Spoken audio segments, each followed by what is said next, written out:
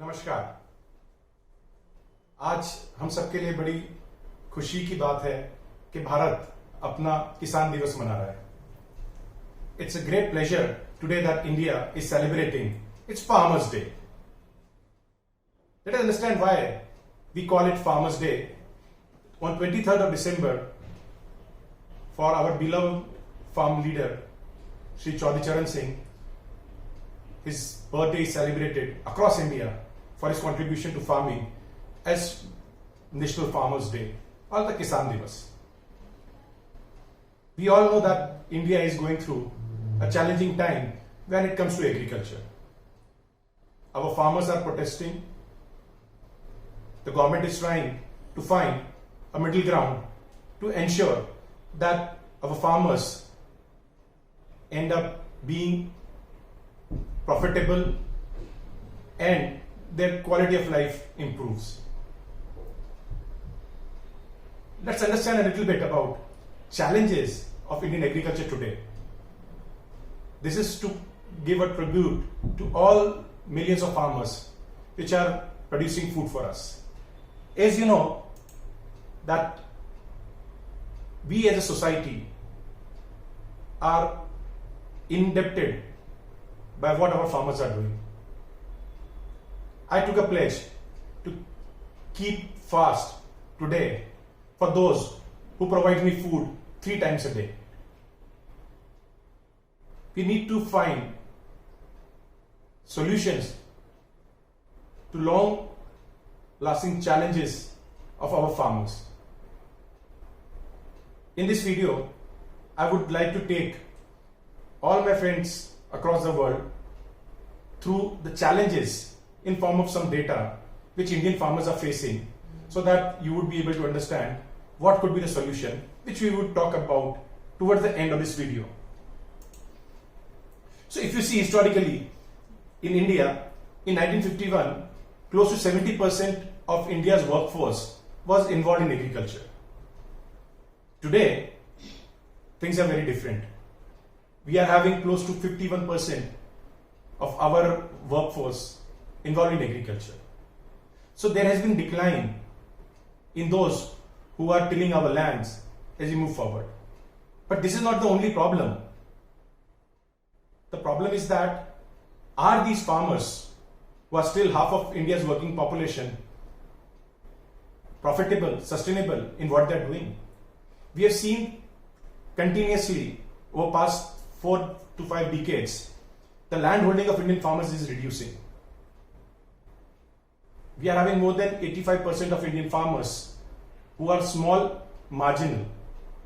So typically they have land holding from 2 to 1 hectares or less than 1 hectare. The average land holding in India is close to 0.37 hectare. As per one of the reports of Niti Aayog, Mr. Ramesh Chand has categorically informed in 2015 that in India, only those farmers would be sustainable who have land holding at least of 0.63 hectares. Another challenge is that the shrinking land holding has also led to a large number of farmers ending up being landless farmers. So they are actually farm laborers. And if we see, for past few decades, there is a continuous rise in number of farmers without land. So from 30% in 1951, today we have close to 60% of our farmers who are landless. They end up being labor in the farm. It doesn't end here.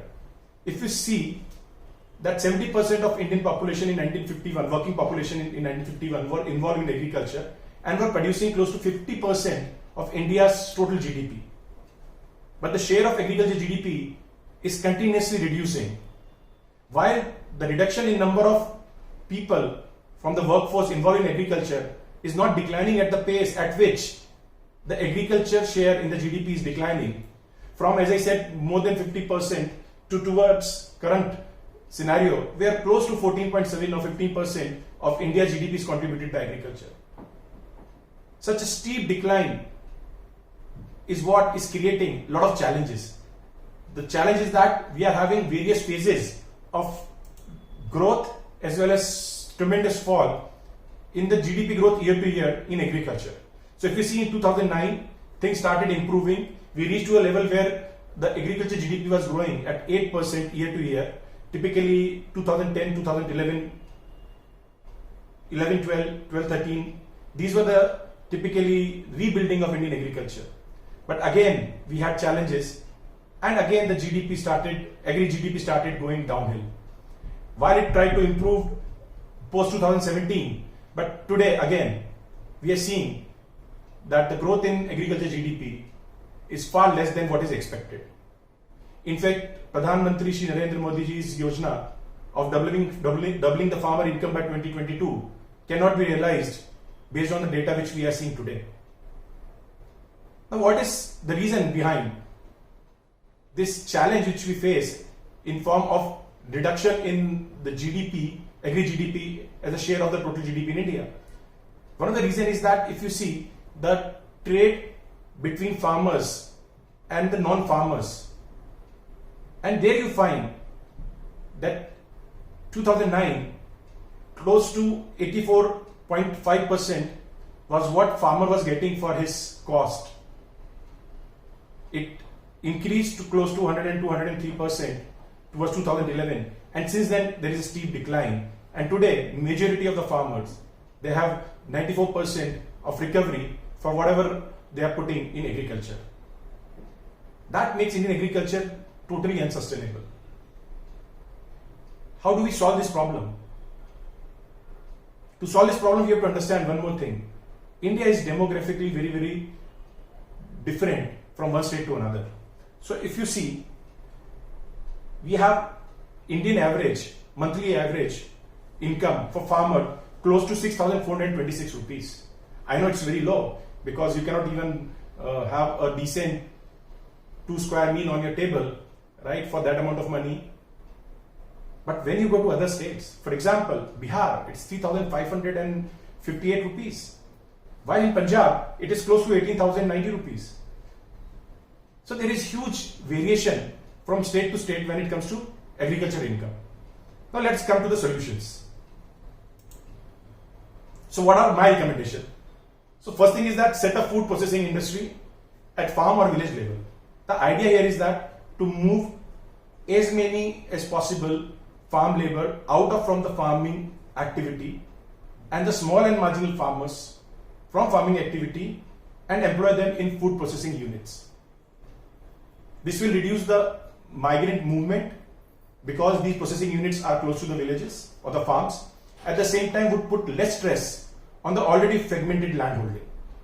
Second, you will be able to create more value from the farm produce because it would help in reducing the losses which we have as a post-harvest. If we are able to achieve more investment on the grassroots level, at the village level, at the farm level, in food processing unit, I believe that will solve to a certain extent this challenge which we are facing in Indian agriculture today. Second is better collection of demand and supply data. The problem in India is that we don't have clear visibility of what is the demand, at the same time what is going to be supply. Our crop yielding methods are archaic. We as a government, as a society, are not able to enable our farmer to grow for which there is a demand so that they can get better prices. So they end up going into the trap of growing wrong commodity, and then price keep on crashing and leading to more further financial stress to the farmers. My third recommendation would be is that we need to build the technology capacity. Our farmer is still in 1970s. Post Green Revolution, we have not been able to achieve much in terms of improving agriculture technology. Whether it is about mechanization, whether it is about digital agriculture, whether it is about biotechnology. Unfortunately, our farmer is still in 1970s while the world has moved to 2020. So we need to ensure that there are more investment, there is more structured efforts to create more technology capability both in the supply chains or value chains, which they are called currently, as well as on farm itself. My fourth recommendation would be to open up the export of Indian commodity. Our farmers, they cannot compete with the world until unless they have access to the global markets. as soon as we see the price of onion going up, the exports are banned. Or when we see that we have too much of sugar, suddenly exports are allowed for sugar. Farmer cannot be held responsible for inefficiencies in the marketplace when the marketplace itself is restricted for him.